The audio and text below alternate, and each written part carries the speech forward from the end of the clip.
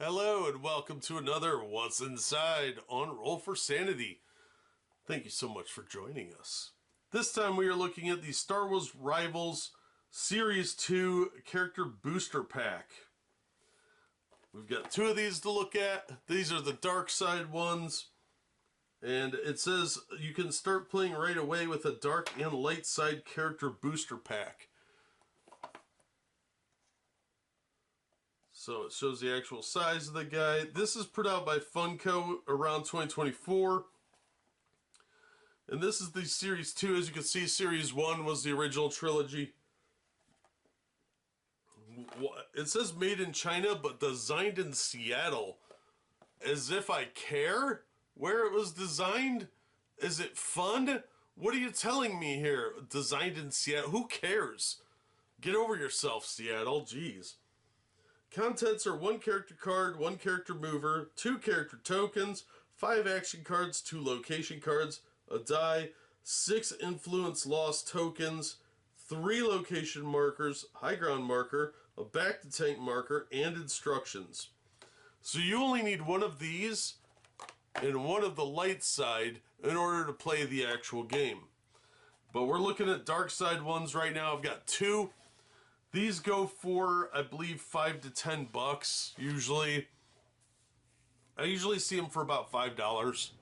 They're usually on sale, but I have seen them go for as much as 10. And because they are blind boxes, you don't know what character you're getting. So if you're looking for a specific character, you might want to just buy it on eBay. But let's see what's inside and see what you might get in one of these boxes. And they really glue these things shut. You just end up destroying the box.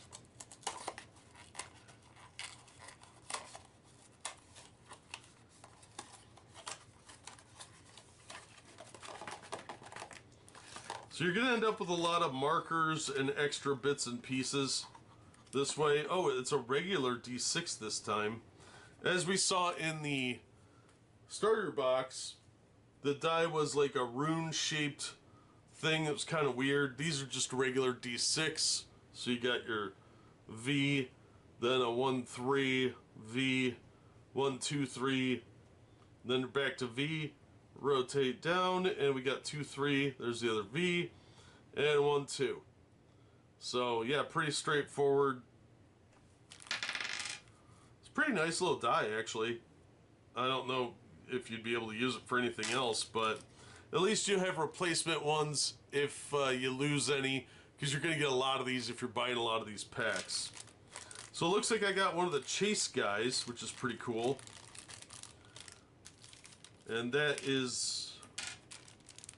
It's hard to see because he's blue. I mean, I don't even feel like I need to open this because you're not going to be able to see him very well on the camera. And that is the hologram version of Cade Bane. So you can see that he's one of the Chase ones over here in the hologram. And you've got your rule sheet with just basic setup. It's just like the one from the starter box. Tells you how to do the setup and how to play. It's nice and colorful. It's kind of garbage quality, but at least you'll have a lot of these if you buy some of these boosters. Alright, let's look at what we've got in here.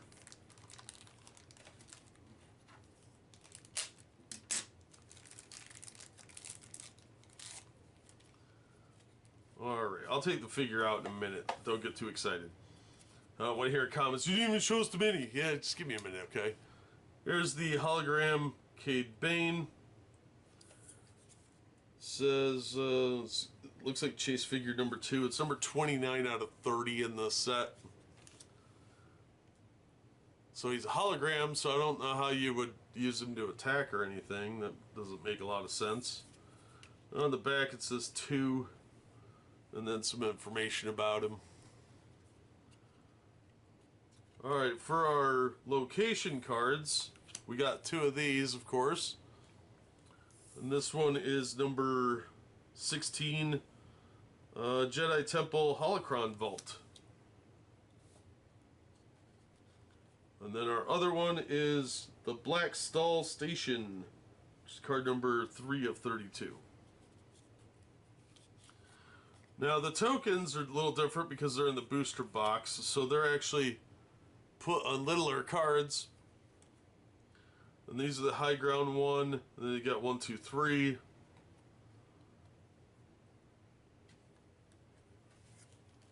And this one is the back to tank Imperial Trooper tokens, and then -1 tokens on this side. And on the other side, Imperial Troopers and -1s. So, yeah, pretty straightforward. These are actually pretty nice quality. Better than I expected. Again, I had low expectations for this game, and they've actually kind of impressed me. So here's our Rivals cards. And we've got 5 of these. So the first one is Imperial Trooper. Alright, we'll check it out.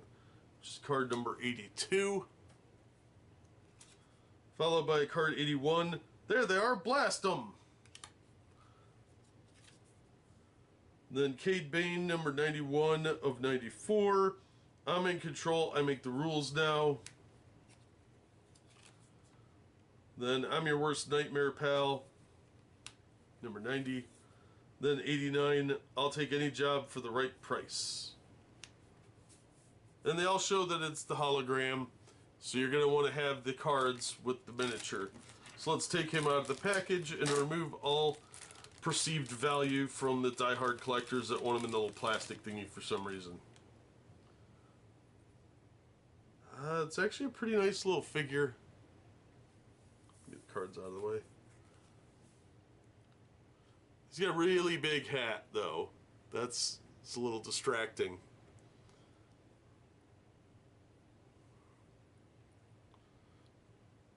So yeah, pretty neat little figure. Let's take a look at our other box.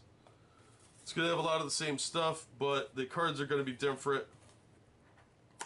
Again, you only need a couple of boxes to start playing the game. One light side, one dark side, supposedly. Probably be better to have a couple of them.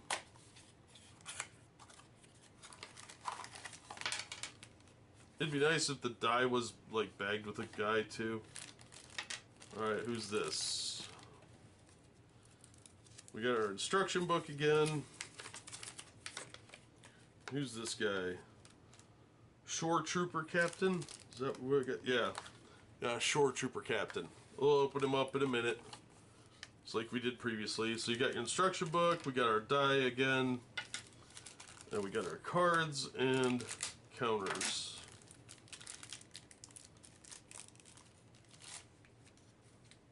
Little plastic things end up everywhere.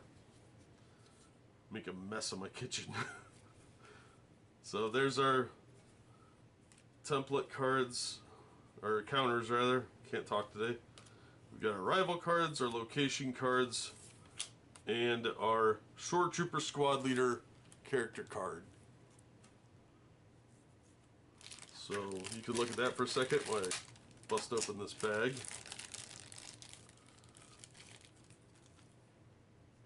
Alright. There's the back of the card. Little guy. It's a pretty cool mini. Like I said, these are really nice quality minis. I'd like them a lot more if they had normal side heads though. The big goofy head thing, I will never understand that trend and I hate it, so I am biased on that. But they are really nice quality miniatures. And if you're a big Star Wars person, you'll probably want to add these because these are really cool. Unfortunately, the big goofy head trend is really frustrating for those of us that don't like it. So, I don't know if I'm going to keep these or give them to somebody. I'll probably give them away. I'm not even going to pretend otherwise. I'll play the game a few times and then give them to somebody's kid. So let's check out our locations card. We've got the Hani base. I don't know how to pronounce these things. Ferrix Shipyards is the other one. There's 32 of these cards, and this is number 2. And then number 6 is the Ferrex Shipyards. So let's get those out of the way. And look at our Rivals cards, which again look like Star Trek doors.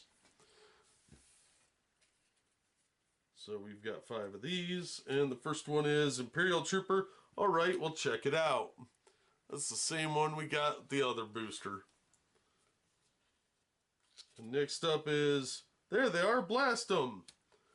So we've got a lot of those, because they were in the starter set and both of these boosters. So it must be a pretty common card. Hang on to this one for me. This is 77 of 94 Shore Squad Leader card specific. And then you look like you're sweating.